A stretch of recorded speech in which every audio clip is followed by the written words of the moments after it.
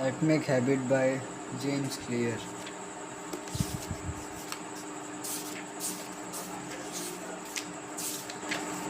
Introduction. My story. On the final day of my sophomore year of high school, I was hit in the face with a baseball bat. As my classmate took a full swing, the bat slipped out of his hand and came flying toward me before striking me directly between the eyes. I have no memory of the moment of impact. The bat smashed into my face with such force that it crushed my nose into a distorted U shape. The collision sent the soft tissue. The collision sent the soft tissue of my brain slamming into the inside of my skull. Immediately, a wave of swelling surged throughout my head. In a fraction of a second, I had a broken nose, multiple skull fractures, and two shattered eye sockets. When I opened my eyes, I saw people staring at me and running over to help. I looked down and noticed spots of red on my clothes. One of my classmates took the shirt off his back and handed it to me. I used it to plug the stream of blood rushing from my broken nose. Shocked and confused, I was unaware of how seriously I had been injured. My teacher looped his arm around my shoulder and we began the long walk to the nurse office. Across the field, down the hill and back into school. Random hands touched my side, holding me upright. We took our time and walked slowly. Nobody realized that every minute mattered. When we arrived at the nurse office, she asked me a series of questions. What year is it? 1998, I answered. It was actually 2002. Who is the President of United States? Bill Clinton. I said the correct answer was George W. Bush. What is your mom's name? I stalled. 10 seconds passed.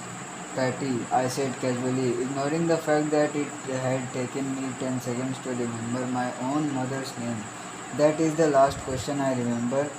My body was unable to handle the rapid swelling in my brain and I lost consciousness before the ambulance arrived.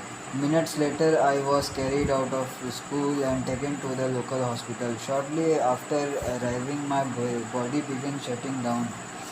I struggled and with basic functions like swallowing and breathing. I had my first seizure of the day.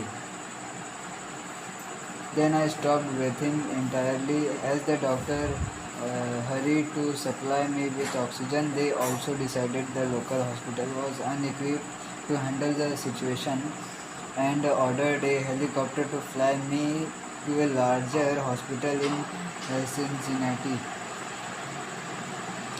I was rolled out of the emergency room doors and toward the helipad across the street. The stretchers rattled on a bumpy sidewalk as one nurse pushed me along while another pumped each breath into me by hand. My mother had arrived at the hospital a few moments before, climbed into the hospital beside me. I remained unconscious and unable to breathe on my own as she held by my hand during the flight.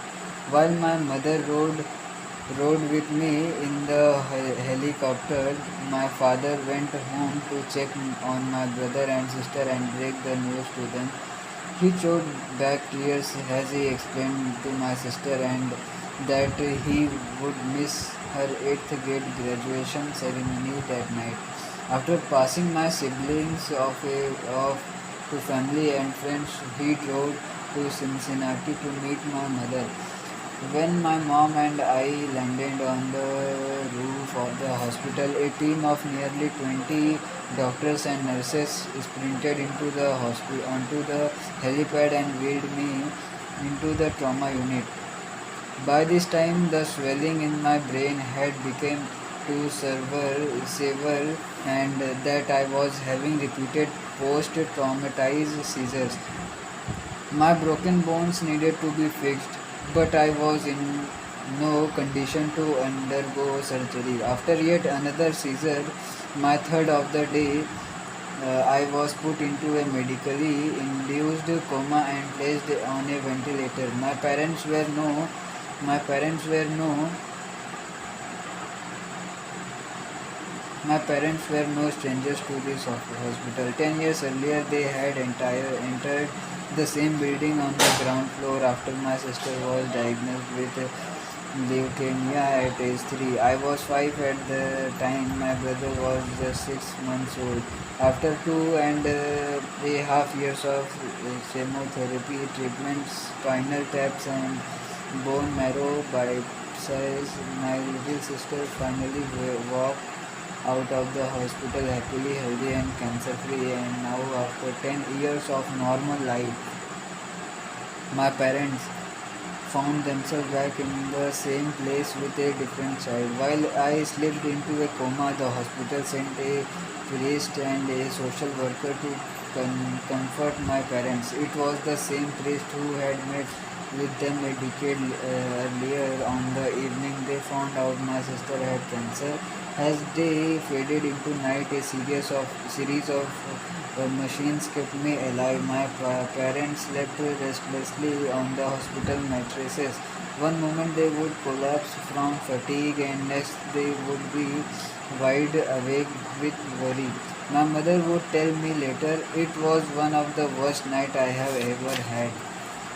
My recovery. Mercifully, by the next morning, my breathing had rebounded to the point where the doctors felt comfortable releasing me from the coma. When I finally regained consciousness, I discovered that I had lost my ability to smell. As a test, a nurse asked me to blow my nose and sniff an apple juice box. My sense of smell returned, but to everyone's surprise, the act of blowing my nose forced air through the fractures in my eye socket and pushed my left eye outward. My eyeball bulged out of the socket, held precariously in place of by my eyelid and the optic nerve attaching.